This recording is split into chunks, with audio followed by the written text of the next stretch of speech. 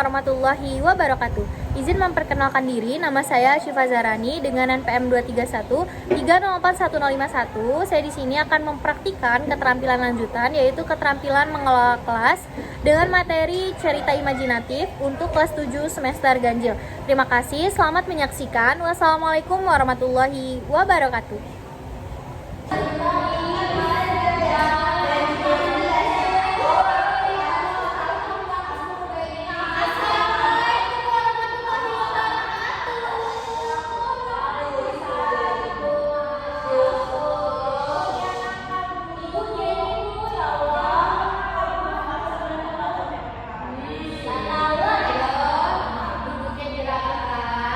Belum jawab sama ibu semua kan tadi. Selamat pagi, assalamualaikum.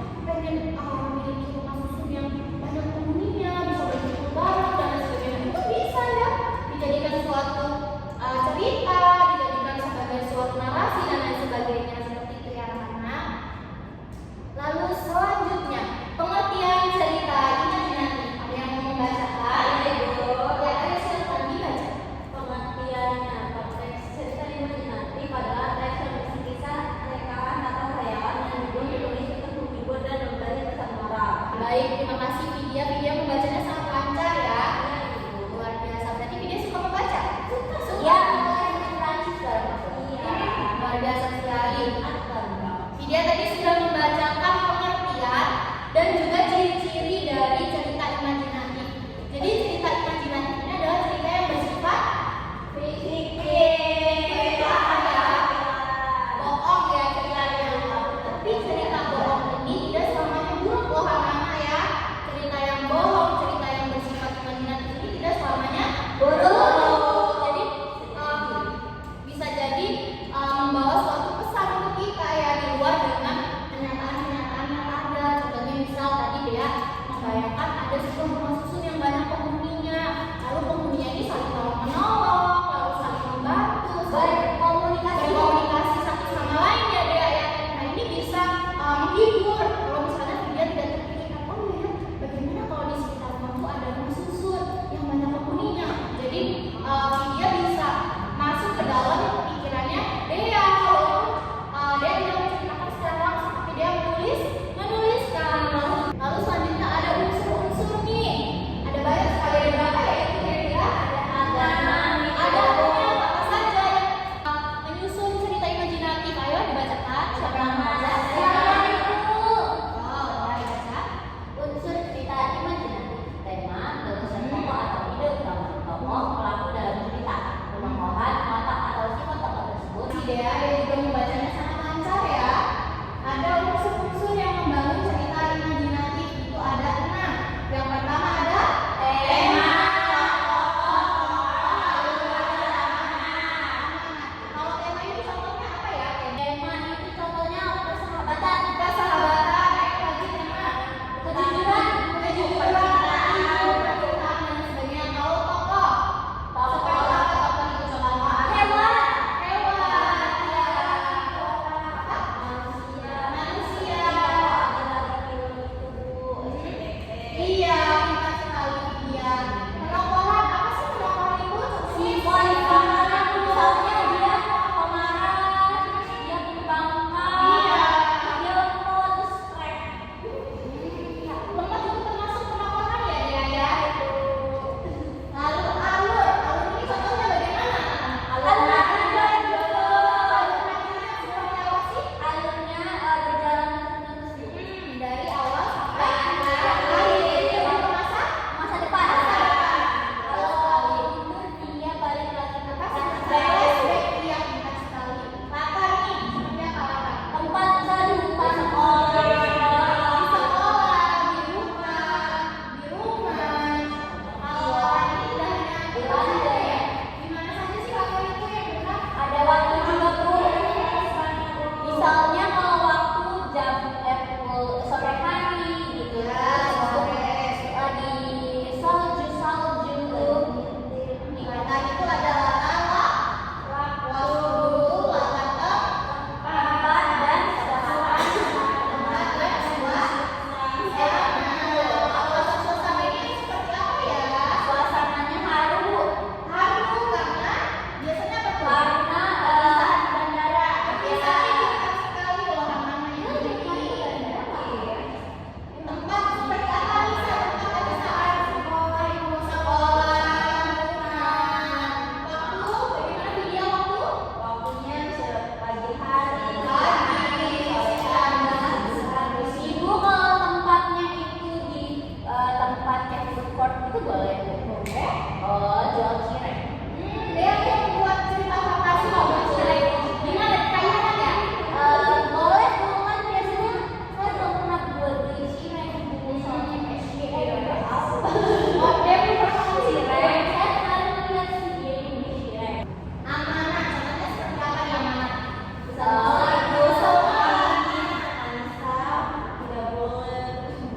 Berbohong.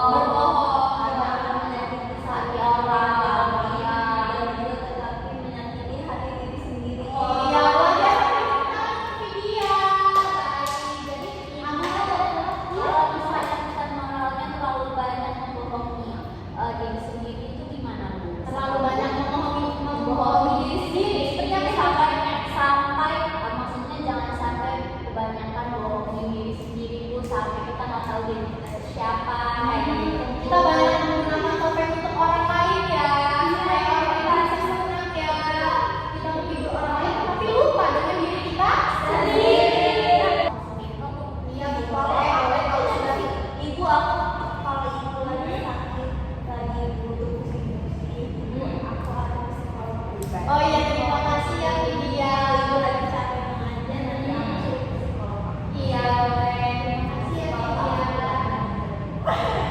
Ya, luar biasa Lydia, baik hati sekali ya. Terima kasih ya Lydia. Lalu selanjutnya kita akan masuk ke sini ya, anak-anak. Struktur cerita imajinasi. Ada apa saja ini? Orientasi, komunikasi, resolusi, koda. Strukturnya ada empat. Ada empat. Yang pertama adalah orientasi, komunikasi, resolusi, dan moda. Orientasinya apa sih? Pengenalan tokoh, waktu, dan tempat. Jadi sebelum ceritanya dimulai, contohnya tadi misal ada seorang peri yang bernama Vidya. Ada seorang peri yang bernama Vidya. Vidya tinggal di sebuah kayangan yang bagus sekali. Dan pada waktu pagi hari, Datanglah peri jahat bernama Anissa. datanglah peri jahat bernama emang Anissa jahat? Enggak ya, Anissa Oh, itu kayangan, Bu. Oh, iya, baik. Lalu menghadapi sebuah Masalah. iya, jadi diserang oleh suatu Burung-burung yang banyak. Pangeran itu adalah sosok yang selama ini dibenci oleh Vidya, seperti itu. Lalu pada akhirnya pangeran itu tetap ikhlas menyelamatkan Vidya dan akhirnya mereka berdua hidup bahagia selamanya. Jadi kodanya apa tuh kalau seperti itu kira-kira? Apa itu kodanya? Kodanya, pesan moralnya, kita harus sabar sampai ada bantuan mendatang. Kita harus berusaha juga. Pesan moralnya nggak boleh benci sama orang, karena bisa jadi orang itu yang bakal Ini ada banyak nih. Ada fantasi. Kalau kita lihat tadi termasuk apa ya? Fantasi. Oh, apa? Fantasi ya. Ada juga cerpen. Tapi ada sekarang ya kalau cerpen itu ya. Ada mitos nih. Sering ya ada mitos-mitos ya. Itu ada penunggunya ya kan. Pas yang ini ada penunggunya. Ada malam tuh ada anak telur. apa itu hantu? Pokoknya kalau ibu semuanya seperti telur. Mengerikan ya. Mitos ya itu. Iya, itu. Sekali ya itu ya. Mengerikan ya itu. Dia dari siapa? Iya, Bu. Oh iya. Saya kan juga pernah ke tempat kayak gitu. Mengerikannya ya. Nah, itu dia cerita ke Kita sebagai seorang muslim harus rajin sholat dan berdoa ya. Lalu ada legenda asal-usul. Nah, contohnya tadi ada Danau Toba, terus Tangkuban Perahu. Terus apa lagi ya kira-kira yang legenda itu? Ikan pari, Bu. Ikan pari. Ikan pari yang Masuk legenda ya? iya, legenda Bu. Legenda. Soalnya dia seorang anak durhaka yang Dikutuk ya? Jadi kutukin jadi lemah. Nah, ternyata banyak ya karena sudah mengerti ya tentang legenda dan lain sebagainya. Kalau fabel nih, yang paling familiar kancil. Kancil. Tadi siapa yang suka berbohong tadi? Seperti kancil tuh ya. Baik. Jadi ini adalah contoh cerita imajinatif yang bisa kalian buat nanti ke depan. Ibu, boleh ya? Iya. Aku dulu punya banyak. Punya ada yang belum? Ayo kita lihat.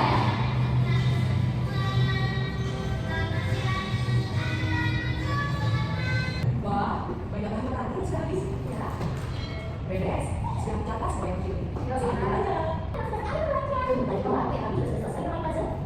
Wah, bagus sekali ya. Harganya yang mana nih? Ini daftarnya deh, dan ini uangnya yang kecil. Tuh, tolong saja aku yang terletak sana sama kamu tuh. Hati-hati di jalan ya, Nana.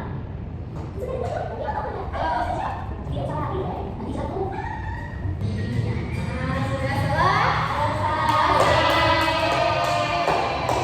Tentang apa ya tadi videonya?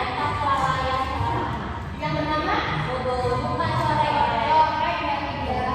Terus habis itu yang tadi disebutkan ya ada ibunya Bobo dan lain sebagainya. Nah tadi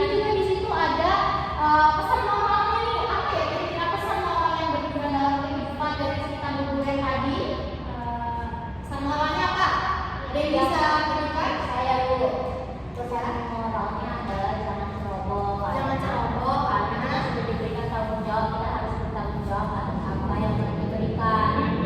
Jadi kalau misalnya benar sekali deh ya, kalau misalnya kita mengabaikan tanggung jawab yang diberikan seseorang, ya kita akan mendapat imbasnya ya, seperti itu. Baik, tadi anak-anak sudah berlatih dan sudah membaca materi tentang tokoh, tentang bagaimana cara membuat cerita yang baik, alurnya harus seperti apa, lalu ada manfaatnya dan lain sebagainya. Itu akan membagikan aktivitas strip komik nih anak-anak nih. Ada yang suka baca komik tidak di sini?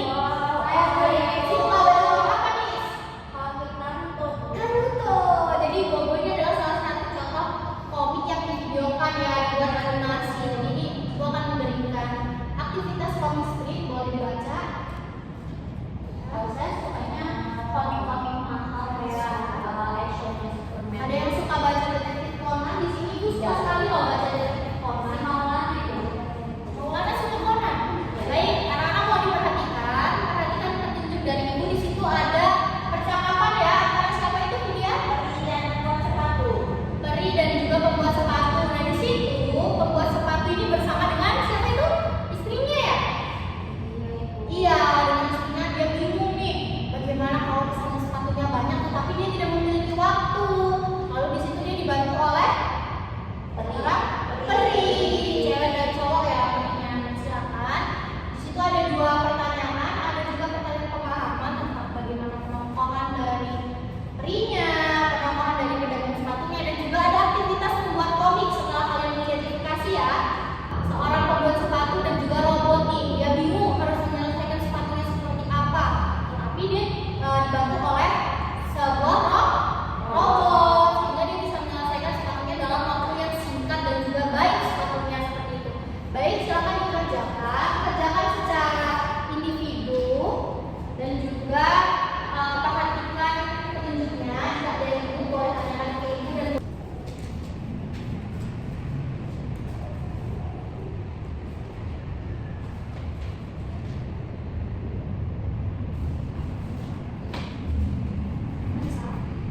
sudah kita ya? Wah, nice sekali ya. Robot apa itu? Robot sepatunya.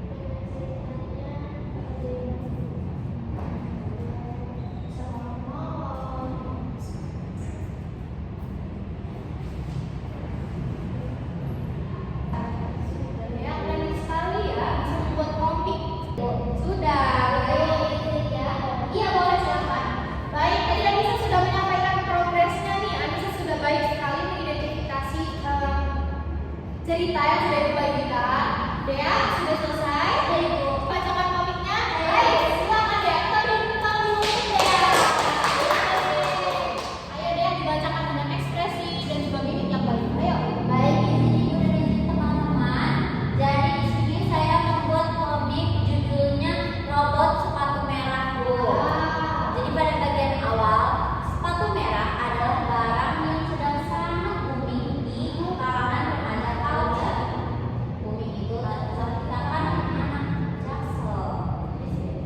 Ya, Anton adalah salah satu seseorang pengrajin sepatu. Datanglah robot kuning dengan berbagai fitur untuk membantu Anton dalam menghasilkan sepatu pesanannya. Hai, aku Bisri, robot penghasil sepatu. Gini ya robotnya. Hai, iya gitu. Aku Bisri, ya Bu. Robot penghasil sepatu. Lalu dengan bantuan robot kuning tersebut, pesanan Anton sudah terselesaikan dengan tepat waktu dan sesuai pesanan. Lalu robotnya berbicara, kerja. Lalu Anton bicara lagi. Lalu Anton sekarang sudah menghasilkan sepatu.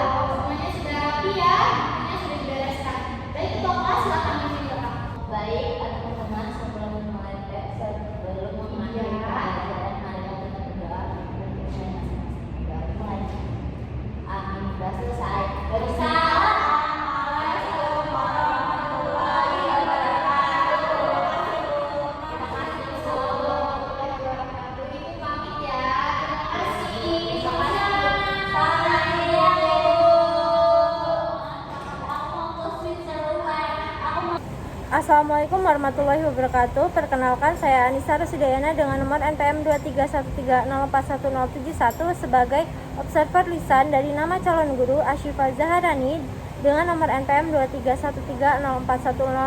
231304151 tanggal 12 November 2025 waktu 09.00. Topik cerita imajinatif semester ganjil pengajaran sastra Indonesia. Komponen keterampilan pertama, prinsip pengelolaan kelas. A. Hangat dan antusias sangat baik.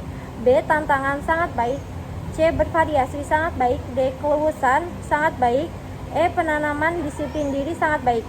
Kedua, pengelolaan penataan ruang kelas. A. Pengelolaan meja kursi sangat baik. B. Pengelolaan alat pembelajaran sangat baik. C. Penataan keindahan dan kebersihan kelas sangat baik. D. Ventilasi dan tata cahaya sangat baik.